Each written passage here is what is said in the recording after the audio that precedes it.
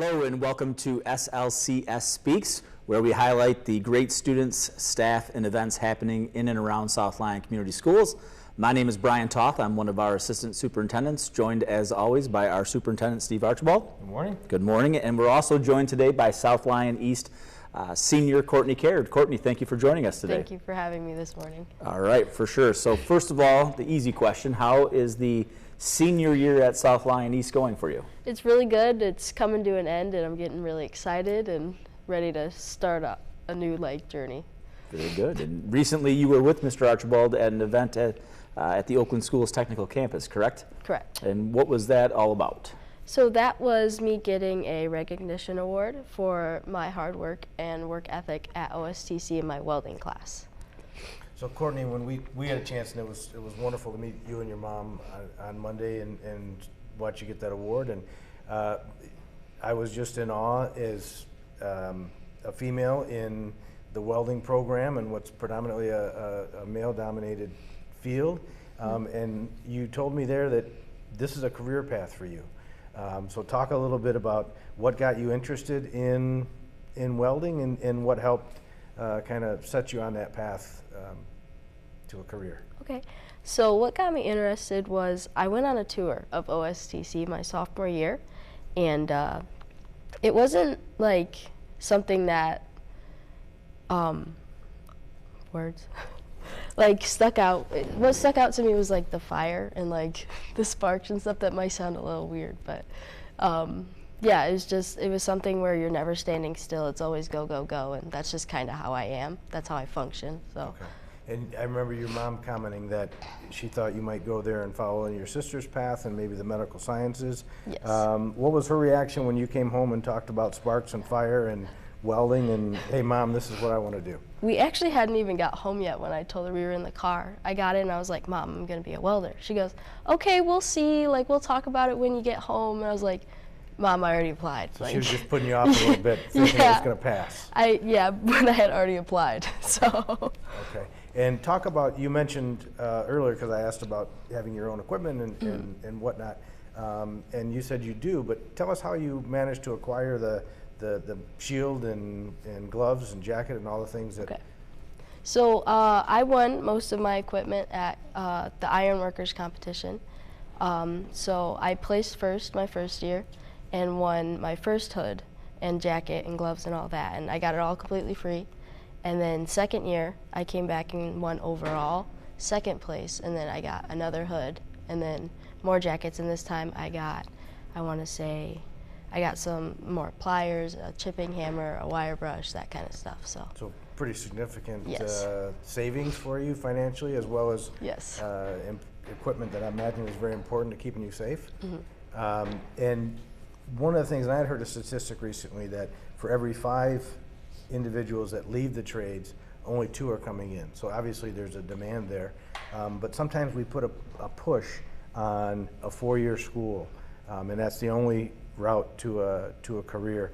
Talk a little bit about what went into your decision making and sort of where you're headed after graduation. So what went into my decision making was seeing where I would be after I got done with what I decided to do. Certifications wise and being able to get a job wise, because that's important. That's what you got to go to school for. And so I initially was going to go to Ferris State University for their welding technology program, but then me and my mom sat down and discussed it, and we came to the conclusion that the Ironworkers apprenticeship program was the route I wanted to go. So I decided I was going to do that. So, and I think the point that I'd like to stress to reinforce what you're saying as well as to others, a 4-year degree, a 2-year associate's degree, the workforce, the military, there are a lot of options for individuals leaving high school. And it doesn't just have to be a 4-year degree. The key, in my experiences, in my opinion, is that you're getting some significant training and marketable skills that will help you go out into the workforce and be able to provide for you and your family and so forth going on. Talk a little bit about what you do at the when you're at class. You mentioned you're on a work-based program. Yes. Talk a little bit about that. So the work-based learning program is a second-year thing for students at OSTC, and for my class, we go out to our jobs 4 days out of the 5 days we're at school, and we are just getting hands-on learning, like in the field, like learning from other people in a field we want to go into. Okay. So.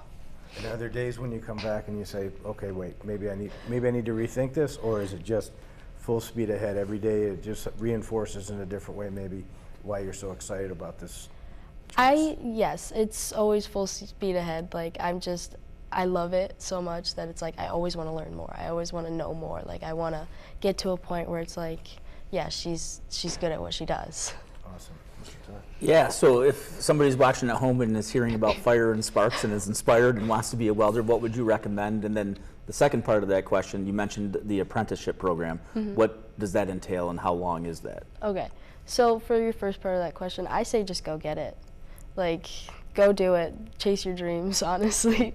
And so for the Ironworkers program, you want me to talk about like what they do there? Sure. So I'd go and do that. So I would do that by, like, there's classes that you take for, I think, some days of the week, and then other days of the week you would go out and work. Gotcha. So you're getting a field experience while you're still learning the trade itself. So. Great. Well, good. Good advice on going and getting it. And OSTC program, has it been something that was very successful and that you would recommend to other students if they are interested in a trade like welding? I'm a big advocate for OSTC. Like, it teaches you things that are very, like, it's not even just the trades. Like, it teaches you, like, kind of like a discipline almost, because they're not strict there, but at the same time it's like, they're like, you know you can do this, go do it, you know? Gotcha. So. Well, great advice, and we like to ask, I don't know if you had any more questions before we get to the fun fact. No, I'll let you get right to that. All right, Courtney, so we always have to have a fun fact from our guests, so what is a unique fact about you? A unique fact about me is I'm an open book. What you see is what you get, or I don't like cheese, one of the two. Okay, Mr. Archibald, are you a cheese fan? It depends on the meal. Okay, good to know. Well, Courtney, you were an awesome guest and very cool to see the things that you have going on, and congratulations on being a senior and approaching graduation. When's the last day for you? I think May 31st. Okay, good. Well, enjoy your last month here at South Lyon East High School, and thanks for being a guest with us today. Thank you guys for having me. Keep in touch and let us know how you're doing, because we're excited to hear the many wonderful things that are ahead for you. Okay. All right, and we'll see you next time on SLCS Speaks. Thank you.